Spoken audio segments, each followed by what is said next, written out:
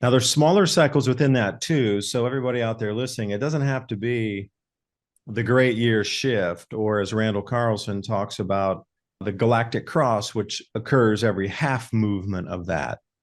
But within there's Bray cycles, there's de Vries cycles, there's grand solar minimum cycles, centennials, bicentennials. We get a lot of different, more powerful, heavier, more powerful, or lighter cycles interwoven with those. And it just seems like right now we have a 400-year and at least the minimum a 2,000-year cycle overlapping on a Strauss and Howe four-turning cycle, which is a downturn cycle with magnetic field decreases at the same time with the weather disturbance, all in tandem, overlapping on a single band of time as we understand time.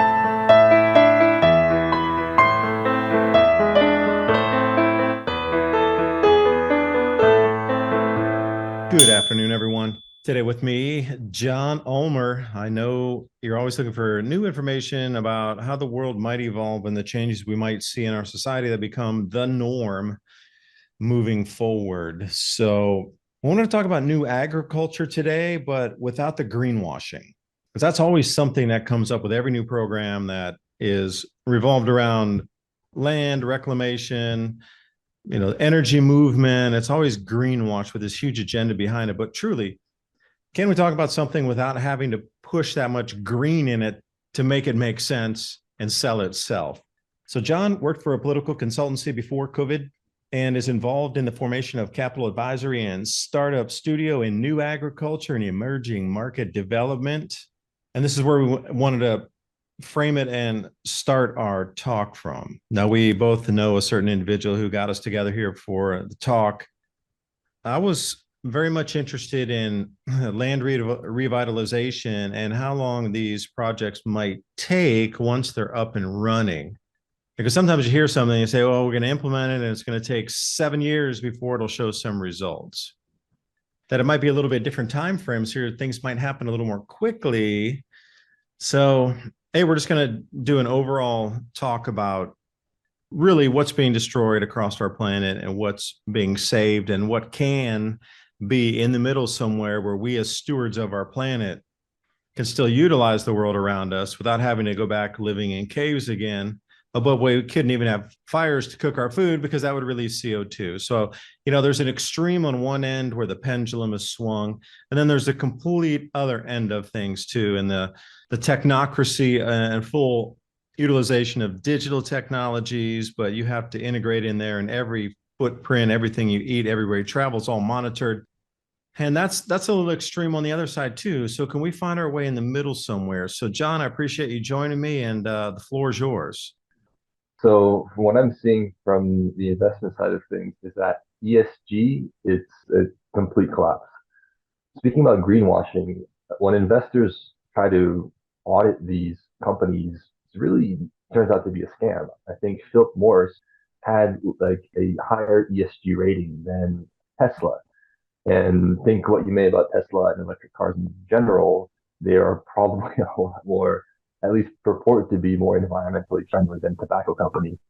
This is very spurious from the get-go, and now it seems like the investors and the public are kind of in a backlash against ESG.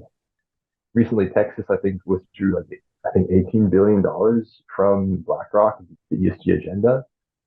If you look at the 30,000 foot view about ESG, and it seems to be mostly about the climate agenda, it's kind of strange what they're trying to actually sell here. They're basically trying to say that all climate change, whether it's warming, whether it's cooling, is because of human industry and human generated pollution. This is Mysteries in the Histories. A mysterious manuscript, roughly 250-page book written in an entirely unknown language and writing system. It's been carbon dated back to the 1400s and includes illustrations of plants that don't resemble any known species, believed to have been intended as a medical text. It's named for the Polish book dealer who purchased it in 1912. This is the mystery of the Voynich manuscript. Since its discovery in 1912, the 15th century Voynich manuscript has been a strange, mysterious cult phenomenon captivating the minds of many. Its first confirmed owner was Georg Barisch from 1585 to 1662, an alchemist from Prague who discovered it in his library. Barisch tried to investigate the manuscript's origins to no avail. The manuscript, full of handwriting in an unknown language, zodiac symbols, naked women and strange objects like unknown plants, seemed to be from another time, or even another world. For centuries, this book repeatedly changed hands. When it was purchased by Voynich, who posited that it was authored by Albertus Magnus, an alchemist, or Roger Bacon, an early scientist. People believed that Voynich himself fabricated the manuscript, although that theory wouldn't explain the carbon dating of the paper and ink to the 15th century. The book itself bears no indication of its authors, about 6 inches by 9 inches and around 232 pages decorated, not unlike others in the illuminated age. Wrapped in vellum, with vellum pages, the manuscript features 116 folded folios bound in 18 bundles. The binding of the book is old and busted, though it is not original to the text. Many of the pages are fold-outs, some are missing. Inside the tome are innumerable lines of looping text, inked in iron gall in a medium typical of the Middle Ages. Scribbled in a strange, unfamiliar language and a strange, unfamiliar script, incomprehensible, causing Voynich to conclude that the tome was written in code. Alongside the text, unknown if important or decorative, there is an abundance of illustrations and pictorial art. Composed of inks and pigments in tones and color palettes common to the 1400s, these illustrations seem to split the manuscript into 4 separate sections, including sections about botany, astronomy and astrology, balneology, the science of the therapeutic use of baths, and pharmacology, as well as a 5th and final section, with blocks of text separated by stars. The first and largest section of the manuscript is the botany section that contains detailed drawings of plants, as if from another world or a lost continent, plants no one can identify and no one has ever seen before. The astronomy and astrology section has illustrations of the stars, the sun and the moon alongside several zodiac signs. Immersed in strange, shared baths, female figures frolic through the pages of the text's balneological section, while the pharmaceutical section is filled with what appears to be medicinal plants, indicated by the inclusion of medicinal bottles throughout this fantastical illustration. Like Voynich, many modern scholars suspect that the manuscript's text is a ciphered form of a familiar language, with their theories of the tome's latent linguistics flitting from Latin to Nahuatl, the language of the Aztecs and Toltecs of Mexico. Others say that the text is an artificial language or strange shorthand, and others still see the text as meaningless scribbles. The theories of the tome are, thus, all over the place, with no one opinion snagging widespread support. The Voynich manuscript continues to mystify medievalists and confuse cryptologists centuries after its supposed creation. It remains as impenetrable and inexplicable as ever. But is this truly one of the mysteries in the histories? A book on female maintenance? Maybe. Want to see the full episode? Sign up for the show notes and the link will be in next week's email. Ransom Godwin at Mountain High Time is locked in a basement writing new episodes to keep your addiction to mysteries facilitated. Signing up for the show notes, you get behind-the-scenes thoughts and points we sometimes can't relay over social media platforms. Brought to you by ITM Trading. ITM Trading has spent the last 28-plus years developing a team of expert researchers and gold and silver analysts to make this possible. Simply put, we build strategies which are historically proven to protect your wealth and assets through any economic downturn. 866-834-1422. That's 866-834-1422. And now if you say, well, if it increases, it's global warming, it's climate change. If it decreases, it's global warming, it's climate change. That really has no logical validity, because if you're always right, then that's not really logical. That's kind of the definition of tautology. No matter what your thinking is right, then it's actually not scientific or logical. I was thinking how what they're saying is that how industry has polluted the world, and as a result, you have to listen to us. I mean, it just seems kind of paternalistic how these industrialized countries, like let's say namely Great Britain, they're the first industrialized country. They started global warming, and now they're saying, oh, well, we did this, so now we're taking responsibility for climate change. And first of all, as you know, there's solar cycles, and to say that, okay, well, we're sorry, we're responsible. That's, well, if you're responsible for something, that gives you authority, and from authority might come power. If you're a parent, you're responsible for your child and you have authority over him. So I'm trying to figure out if they're just trying to take responsibility for the entire climate, that's kind of like they're trying to take authority over the whole world. Well, we saw that in the medieval period when kings had total domination and authority over the land. You talk, let's go Robin Hood for a moment. They were hunting a pheasant in a 1,000,000-acre forest, and some king's troops came on and said, "You're poaching on the land. We have total authority over the land." If we go back into the time of the church, total domination over the human domain, every way, shape, and form, even defining where the solar system spun around. It had to be the earth in the center. It couldn't be the sun. I mean, that's the kind of total dominion and control that I think it had disappeared for a period of time, but now has re-emerged again. I don't know if we've ever really broken free of that as a global civilization, because it does seem that ebb and flow of in-your-face control and total dominion over all is back in front of us again. Because my look at it is the sun controls the magnetic field of our planet.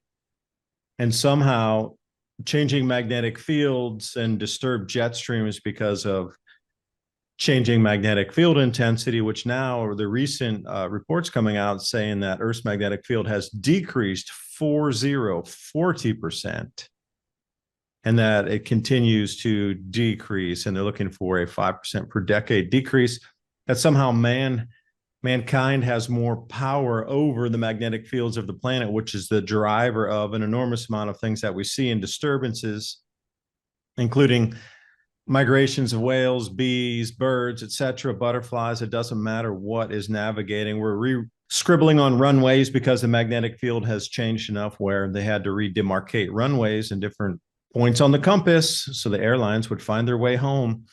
And somehow we're more powerful than that.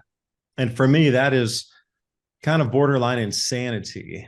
And I see exactly where you're talking about, trying to take total control and say that total control is because of us. So we have total control to, I guess, bend the needle a little bit direction and try to bring things back to a certain level, or establish certain levels out of thin air, and then try to, bend reality and physical reality back to that level. You're right. It is an all-encompassing sort of madness that we're seeing, and maybe that's the wrong word to be using. Frame of mind might be a better term for that.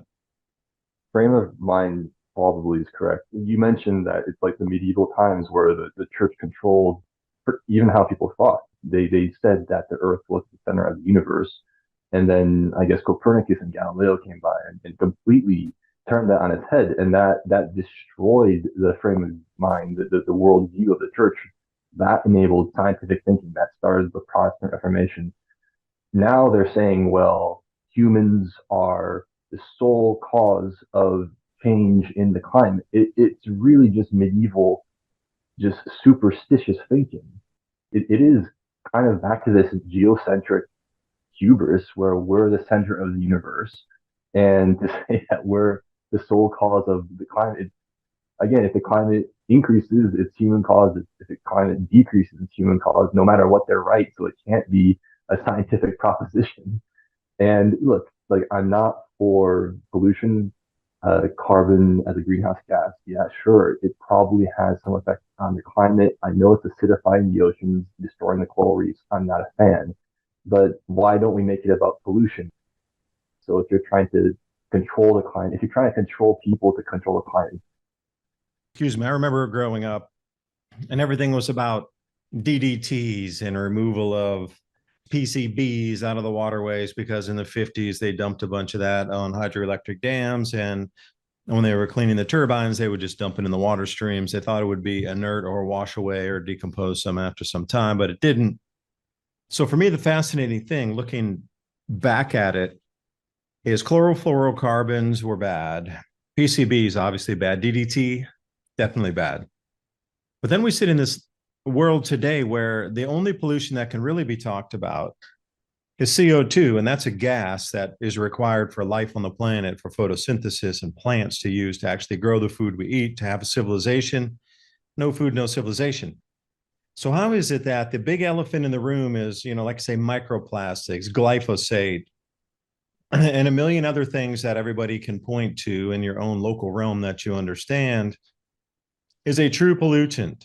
What about this Himalaya-sized stack of disused tires that's not going to rot down or break down for thousands of years? There's an enormous amount of pollution across the planet, and I'm not a fan either. Like, what's a garbage patch swirling in the Pacific Ocean? And as that breaks down, now that's coming into our food supply. There's a lot of other things to talk about that are larger elephants in the room, but why is it that anytime you talk about environmental damage, it can only be CO2, it can only be greenhouse gases? Isn't that interesting how everything's funneled back in? So we can't have a true discussion about the problems of this pollution. If you don't know what the problem is of the pollution, how are you supposed to remediate the land or clean it up or bring it back into symbiosis if we can't even talk about it, because we can only talk about gases in the atmosphere and everything else just needs to disappear behind a curtain over there? The big picture here, David, I think is that we're in the era of a pole shift. Every 26,500 years or so, the Earth tilts on its axis very suddenly, and there's a new equator and there's a new, magnetic North Pole. The Mayan calendar was apparently calibrated to this 26,500 year cycle. And in the West, the first constitution was written by someone named Solon. He incidentally canceled all the debts in Athens, making it possible for the Golden Age. But he went to Egypt and he talked to the priests there, and they talked about the last catastrophe, the flood, and the catastrophe before that, which was a great fire. And what I think that these self-anointed elites are doing, they know that we're entering an era of geomagnetic instability. It's going to be more weather disasters, more earthquakes, more tsunamis, and they're going to try to pin this on the climate. And they're going to say, it's your fault this is happening. Listen to us, give us the power, give us the money, and we'll solve this. It is kind of strange that these same people, let's call them the European royals, they were the ones that were leading society into the Industrial Revolution, and now they're using the byproduct of the industrialization pollution as a way to just take responsibility for the whole world situation.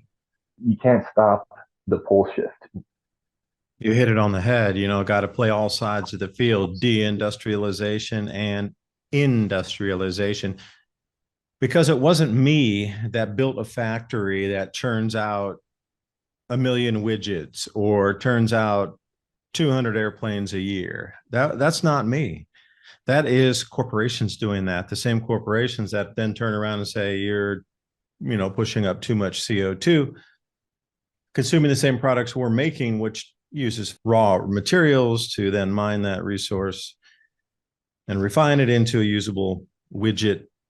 And the deindustrialization is the same thing. Well, they brought us through this phase using coal and oil to bring us up to this apex, now computer age, and it's no longer needed. So the same companies are now the ones blaming everybody, but at the same time, grabbing the bull by the horns and taking the lead on the green revolution, the green movement. It's the same companies that brought us through that created all of the problems that you're seeing today with pollution, releases of gases, water spills, waterway pollution, aquifer contamination. And it's the same companies that are now shifting, going, oh, no, you need to listen to what we say. Everything has to be a green thing now because we say it.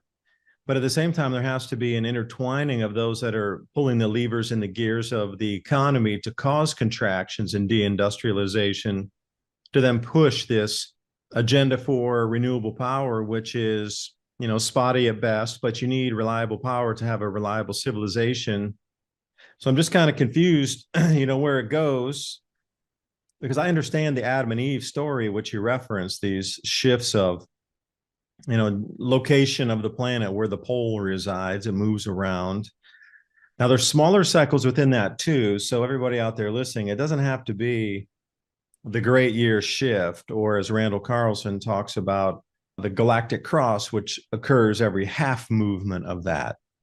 But within there's Bray cycles, there's de Vries cycles, there's grand solar minimum cycles, centennials, bicentennials. We get a lot of different, more powerful, heavier, more powerful, or lighter cycles interwoven with those. And it just seems like right now we have a 400-year and at least the minimum a 2,000-year cycle overlapping on a Strauss-and-Howe four-turning cycle, which is a downturn cycle with magnetic field decreases at the same time with the weather disturbance, all in tandem, overlapping on a single band of time as we understand time. Not in the linear fashion, but on this circle of life around this great year. So the amount of disturbances that were here naturally inbound anyway, that we really, you said, Johnny, you can't really do much about it. You can move with it and you can see the future enough to stay ahead of the danger. But then when we come out of this, where are the parts of land that were previously used by industry that we can refurbish into something to bring up the new world again? Because we're going to need farming land, because you cannot anticipate that everything that it is now will have the same usage possibilities after the next few years, especially with all of the changes that we're seeing, not just in weather, but we got politics. There's just so much going on, the food availability, the shift to the jet streams, hydrological cycles out of bounds. Borders are changing, wars are raging, and you can't not expect the same areas of productivity to stay for the same use. Example would be Ukraine. I had an estimate of less than 5% of their regular production. The estimates range between 2% and 5% of normal grain production coming out of Ukraine this year, this planting season right now. They used to export or grow 30 million tons and export 20 million tons. Now do the math on that. Only 5% of that is going to be available. So can you anticipate that after the war ends, that how long would it take to refurbish all of Ukraine to turn it back into the breadbasket it once was? That's going to be a multi-decade event. So again, as we come out of these destructive events, whether they be natural or man-made, we cannot anticipate or even envision that every square meter or every square mile of land is going to be of the same utilization that we have now. A lot of things are going to change, bend and morph, and we're going to have to, change with those same set of conditions. So how do you take disused, damaged land and turn it back into something that's viable and usable for us as a species again? That's the trillion-dollar question. That's probably why, BlackRock and these companies are trying to buy up the Ukraine. Real quick, David, you mentioned microplastics, and we were talking about adverse weather. I'd encourage people to look up TerraClean, TerraKleen. And my friend Glenn Streeter, he's an expert in energy medicine, and he's tested this product. And I would consult him, but he says that it's able to remove microplastics.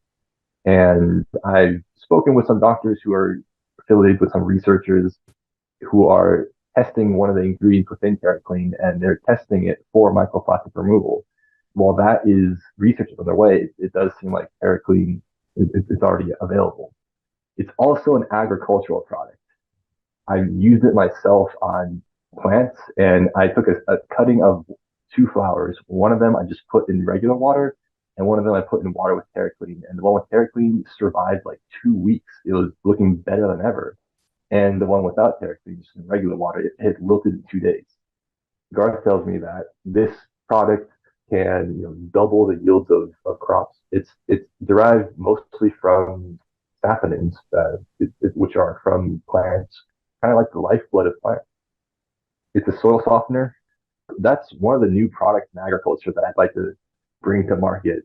That's going to be part of the solution. And as far as weather events in agriculture, there's a product called the DPE 100 that's called Defending Planet Earth.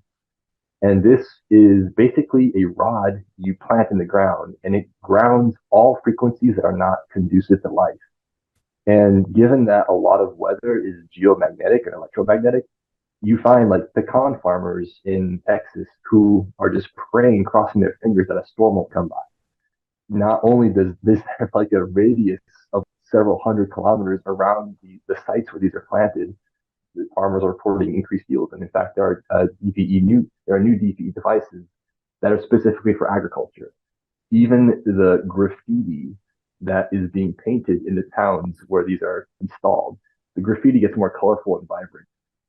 These adverse weather events, if solar weather causes earthquakes, if it causes inclement weather, then these are the kinds of things we're going to have to plant around the planet to stabilize the situation.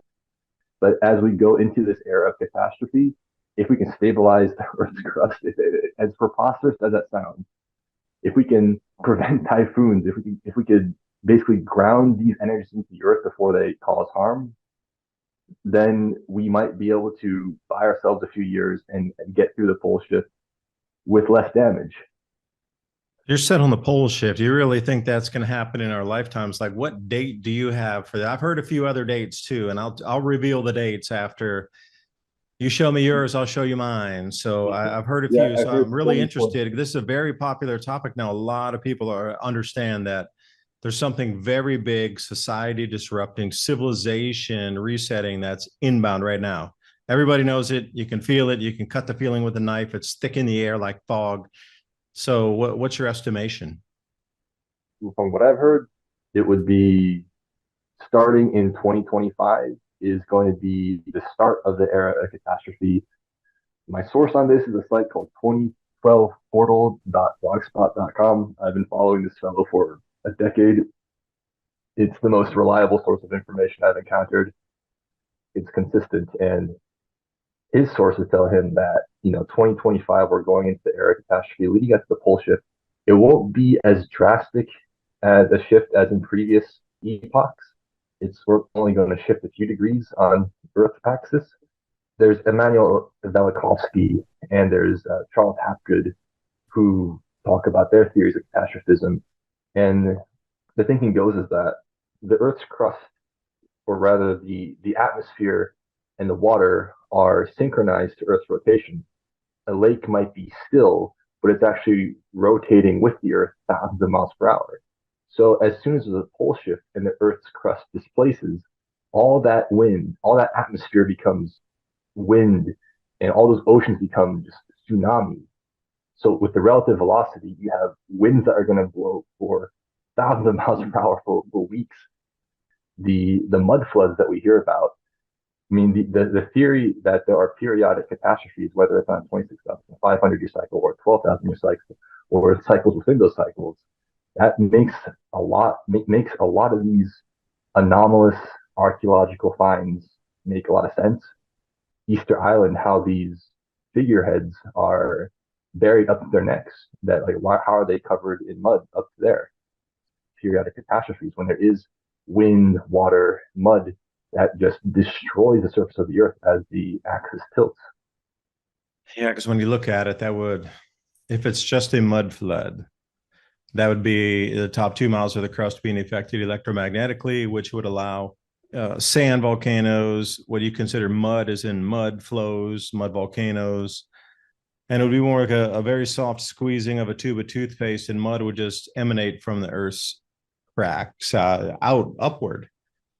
If there's two different references of that. If you look at the New Madrid earthquake back in the early 1800s, that area after, like I say, in the early 1800s, experienced the New Madrid earthquake, and that was an 8.1 earthquake, 8.2, and it sent sand volcanoes up in several hundred square miles of area there west of the Mississippi, where it took them a better part of 70 years to flatten the land again to turn it back into usable farmland. See, prior to that time in the late 1700s, that was one of the most fertile areas for growing crops. Plus, they were along the river. They could transport everything on the Mississippi. So instead of being really far inland in places like Indiana, and that's in Ohio, except for the Ohio River areas, it was much easier to grow the crops and also irrigate using the Mississippi tributaries, and then take that down and get it on barges to move it up and down the Mississippi, even at that time. So as we experienced the New Madrid earthquake, those areas went offline, like I say, for multi-generations as they tried to flatten the land. There's a huge amount of images out there because photography was around in the 1850s, and these areas still had not been flattened and renovated and returned back to farmland, even in the 1850s when photography was getting a foothold. There's still quite a few images out there of the damage, not the initial damage, but damage. We're talking decades and decades later that's visible. And it's kind of scary to think that if there was another New Madrid fault earthquake, that if the same thing would to occur and we get 1,000 square miles of sand volcanoes, mud volcanoes coming out, rivers reversing course, rivers blocked and turning into lakes, the United States would suffer an economic setback that would take it would be equal to the Fukushima earthquake plus. That, yeah, since you're over closer to that area there, you might be able to. So was it really that devastating in terms of infrastructure? Because the New Madrid fault zone earthquake with 1,000 square miles of sand volcanoes coming up, it's completely unusable. Highways, railroad lines, pipelines, conduits, fiber optic cables, cities, everything would go to zero worth in those 1,000 square miles of land that would be unusable. In Japan, it was a little bit different situation, but you can get them. That would be a sliver of what would occur in the United States had we have an 8.5 on the New Madrid.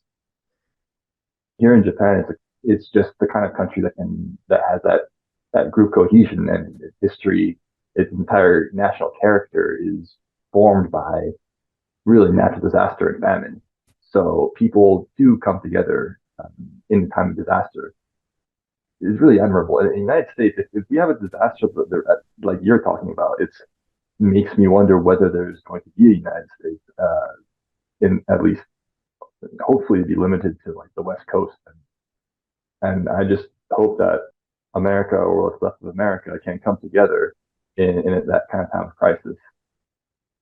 I just don't see that. I hate to be the devil's advocate here, but we're already so atomized as a society and disassociated and individualistic on purpose. Now, don't get me wrong. We've been trained as an atomized society to be individualistic and non-connected to, where places like Japan, Korea, etc., are more cohesive as a nation.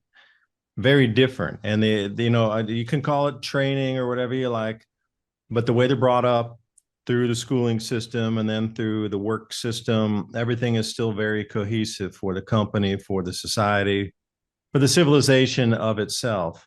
Predominantly Japanese. I mean, if you look at the ethnicity, what do you think in Japan right now? Still 98% Japanese? Everything is so individualistic in the States. As long as my neighborhood survives, forget those guys over there. I want to keep the supplies. That's the way I see it going.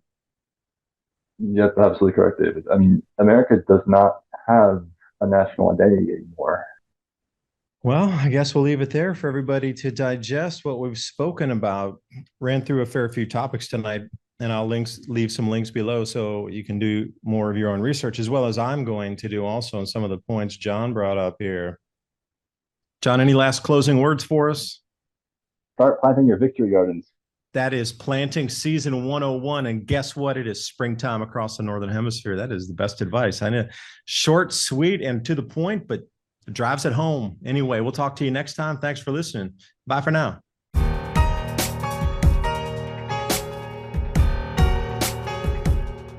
And this podcast has been brought to you by TrueLeafMarket.com. Heirloom and organic seeds for any grow zone on our planet. If you support this kind of content, please visit My Patriot Supply, and TrueLeafMarket.com. I appreciate you spending your time with us, and I'll see you next interview.